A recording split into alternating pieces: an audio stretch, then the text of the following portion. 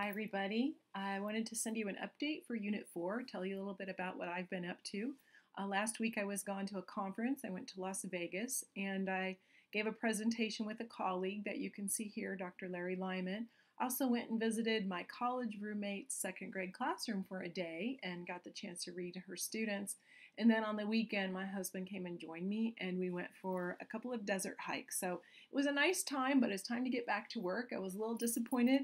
I did not have internet access at the hotel I was at, so I couldn't keep up with my grading, so I'm a little bit behind there. I don't like to be that, but I'm going to work as hard as I can this week to get caught up. So let's talk a little bit about what you're working on for our class.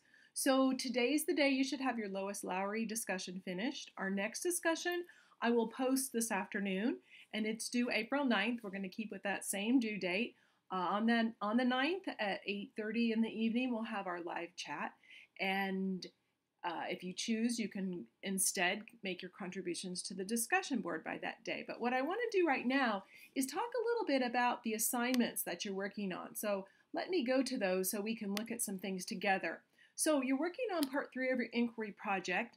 If you have some things to fix on your bibliography in part 2, you'll want to fix those and resubmit. You will resubmit your bibliography. So if everything's perfect, you don't have anything to worry about. If you have some things to fix, you'll fix those when you submit part 3. And I have a few of those left to grade and hope to get to those first thing this afternoon. Also, for your inquiry project, I have asked that you use APA style. Now, there are lots of little things that go with APA style.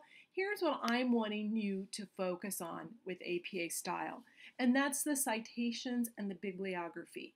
If you want to add the running head, the title page, the abstract, you can do all of those things, but I'm not going to grade those things. Because I find that people really struggle with using the correct format for citations bibliography, and that's what I want you to focus on in this assignment. So I am pretty particular about those. I hope you have that little booklet that was required for the course, because that will help you make sure that you have the right format for those parts of the assignment. So you're going to write your paper. You're going to have citations within your paper. So be sure that you're following the correct format for those, and you'll have your bibliography at the end of the paper. Your paper will be submitted through SafeAssign. Hopefully you've read about this in the assignment description, and it checks for anti-plagiarism within your work.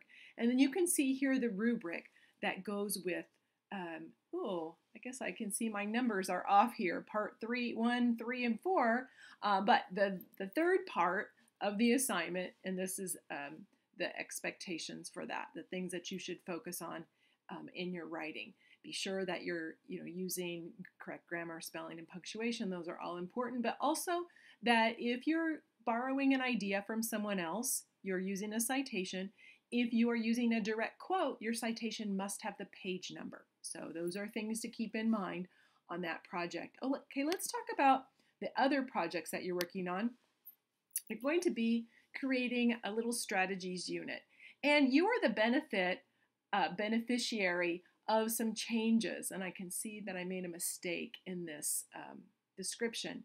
In the past, I have had the unit consist of 4 lessons, but this semester I have dropped that down to 2 lessons. So you can see right here where it says 4 lesson plans, and I'm changing that requirement. And you'll see below that I have done that. I just missed it here to bring that down to 2 lesson plans for your strategies unit. So you're going to pick 2 of the strategies, and your lesson plans are going to focus on just 2 of those strategies. So down below, it gives you some ideas where you can go to find information for those strategies.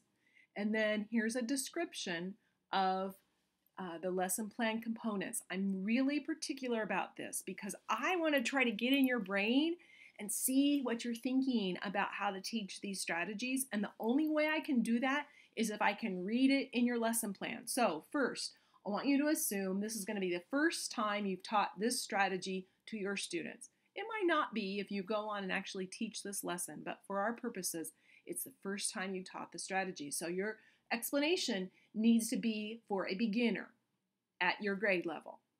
It needs to be clear, explicit, and you need to have that gradual release of responsibility that you read about in our book. So you're going to have that explicit explanation and the modeling and the guided practice so that students move into being able to use that strategy on your own.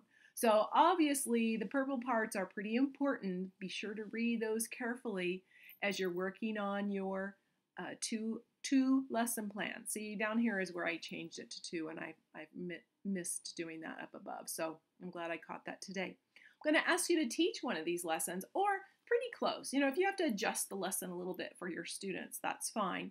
But I want you to teach a strategies lesson that is pretty close to what you planned. And I want you to write a reflection about how that lesson goes. And there's some descriptions here on what I want in that reflection. And then I want some evidence that you taught the lesson. So a sample of student work, a photograph of you teaching, a video of you teaching, whatever, any of those things are fine. Just some evidence that you taught the lesson with your students. Now, embedded in one of these lessons is a technology activity. And I saw today when I was looking that I hadn't posted this yet, so it is there now.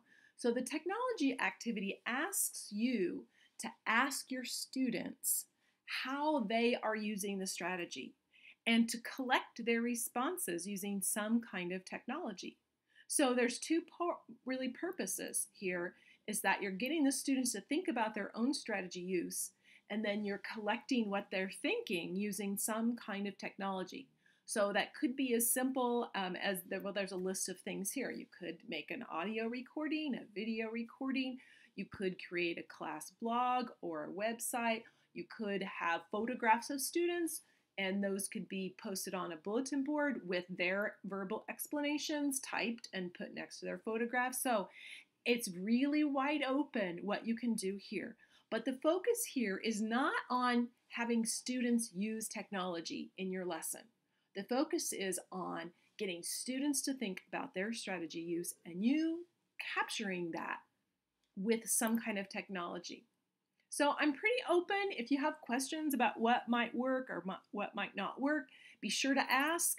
But otherwise, like I said, I'm pretty open about the kinds of things that you do for this activity. So you'll see here, to earn the points, you'll have a description of the strategy in your lesson plan. You can just cut and paste that right out of the lesson plan that you already made, and an explanation of how the technology is used in that lesson to capture what the students are saying about their own strategy use. So seems crystal clear to me, but I know that sometimes my explanations always aren't crystal clear. So I'm counting on you to let me know if you have some questions or aren't sure about these assignments. And really our class is kind of winding down. The last third is meant for you to have work time because these are pretty big assignments. So like I said, take a look, do some thinking, let me know if you have questions, and we'll keep in touch as we head into the final stretch of the semester. Good to talk to you again. Bye-bye.